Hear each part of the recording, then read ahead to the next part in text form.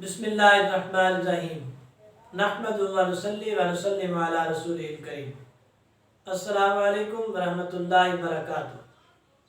عزیز طلبہ کرام، درس حدیث مشکات المصابیح کے درس میں کتاب الآداب باب السلام الحمدللہ العزیز، اس کا ہم نے مطالعہ شروع کیا ہے۔ کل ہم نے 2 احادیث کا مطالعہ کیا تھا، جن احادیث میں حضور نبی مکرم صلی اللہ علیہ وسلم نے ہمیں آپس میں محبت، بھائی چارہ، احترام، عزت و تکریم کا درس دیا، اور اس کے لیے جو آپ نے بہترین طریقہ ارشاد فرمایا وہ یہ تھا کہ آپس میں سلام کو پھیلا دو، سلام کی کثرت کرنے کا آپ نے حکم دیا تھا۔ تیسری حدیث مبارکہ اس باب میں مصنف جو لائے ہیں حضرت ابو ہریرہ رضی اللہ تعالی عنہ سے مروی ہے۔ فرماتے ہیں قال رسول اللہ صلی اللہ علیہ وسلم للمؤمن علی المؤمن 6 خصال، نبی مکرم صلی اللہ علیہ وسلم نے ارشاد فرمایا ایک مومن کی دوسرے مومن پر 6 حقوق ہیں۔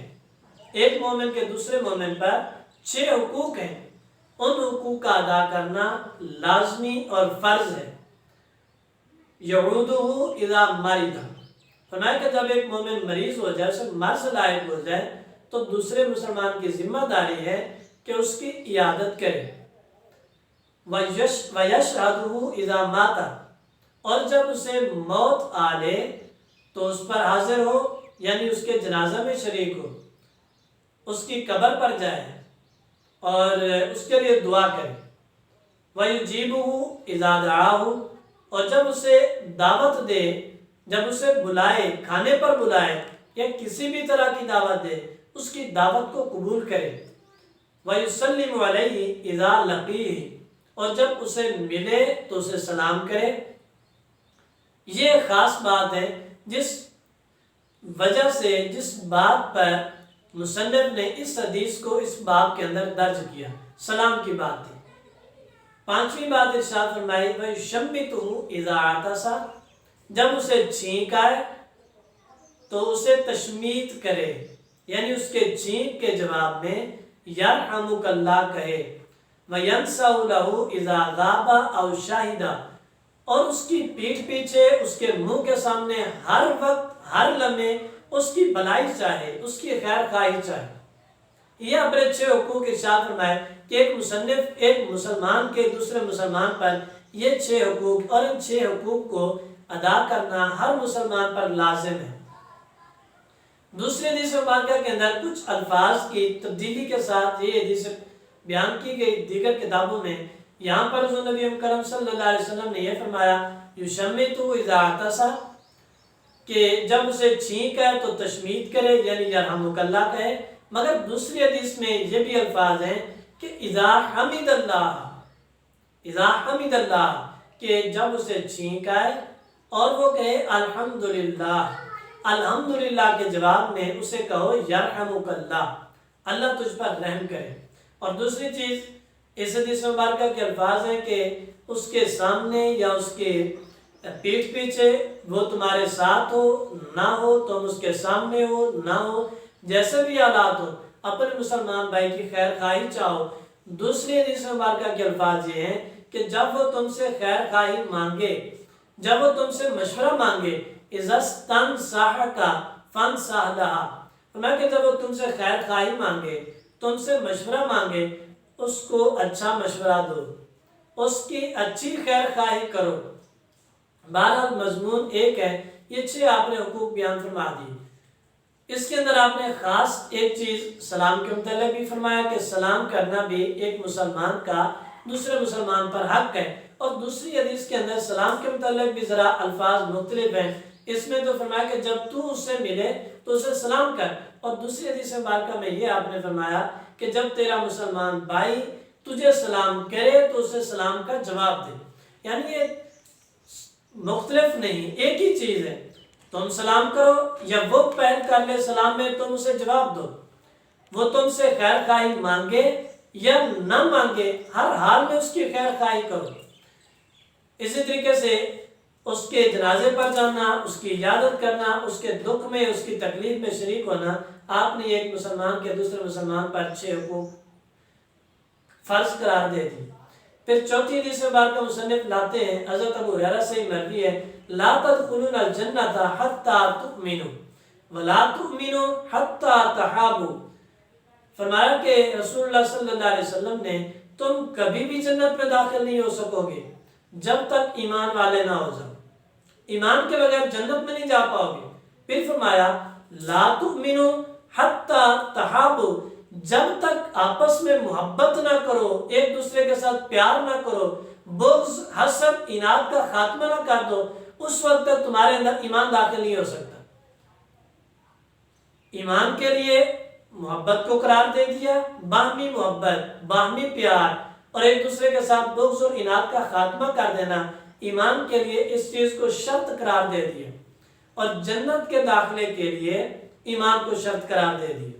تو نتیجہ یہ ہوا، اگر باہمی محبت ہوگی تو جنت ملے گی، اور اگر باہمی محبت نہیں، بغض اور اناد آ گیا تو جنت کی حقداری نہیں مل سکتی۔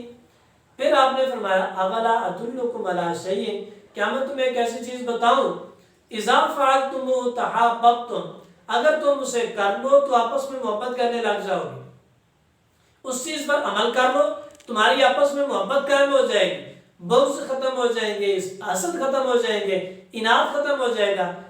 فرمایا کہ جب تم آپس میں وہ عمل اختیار کرو گے، تمہارے اندر محبت قائم ہوگی، محبت قائم ہوگی، دلوں کے اندر ایمان کا نور داخل ہوگا، اور جب دلوں میں ایمان کا نور داخل ہوگا تو تم بھی جنت میں داخل ہو جاؤ گے۔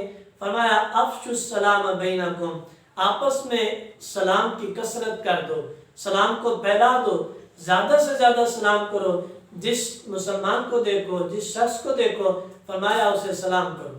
سلام کی کثرت تمہارے دلوں میں محبت کو داخل کرے گی، سلام کی کثرت تمہارے اندر سے غلاظتوں کو خارج کر دے گی، بغض، کینے اور اناد کو ختم کر دے گی، تمہارے اندر محبتیں جنم لے گی، اور اس کی جگہ پر ایمان داخل ہوگا، ایمان داخل ہوگا تو جنت میں تمہارا ٹھکانہ بنے گا۔ پھر اس کے بعد مصنف نے حدیث مبارکہ ذکر کی، اس کے اندر حضور نبی کریم صلی اللہ علیہ وسلم یہ فرماتے ہیں کہ سلام میں پہل کرنا کس کی ذمہ داری ہے؟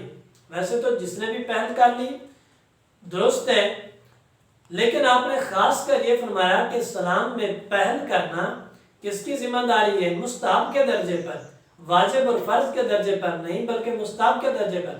فرمایا یسلم الراکب علی الماشی، فرمایا کہ جو شخص سوار ہے، سواری پر ہے، وہ پیدل چلنے والے کو سلام کرے، پیدل چلنے والے کو سلام کرے، والماشی علی القائد، اور اسی طریقے سے جو چلنے والا ہے، جو شخص سفر کر رہا ہے، جا رہا ہے اور بیٹھے ہوئے لوگوں کے پاس سے گزرتا ہے، تو فرمایا کہ وہ جب گزرے تو بیٹھے ہوئے کو سلام کر کے گزرے، والقلیل علی الکثیر، اور تھوڑے لوگ جب زیادہ لوگوں کے پاس سے گزریں تو وہ سلام کریں اور زیادہ لوگ انہیں جواب دیں۔ اس کے اندر بھی بڑی خاص بات ہے، جب آپ نے فرمایا کہ جو شخص سوار ہے وہ پیدل چلنے والے کو سلام کرے، یہ بات انتہائی اہم بات ہے۔ یعنی جب ایک سوار شخص ہے ایک پیدل شخص کو سلام کرے گا، اس کا غرور تو وہیں ٹوٹ جائے گا، اس کا تکبر تو وہیں ٹوٹ جائے گا۔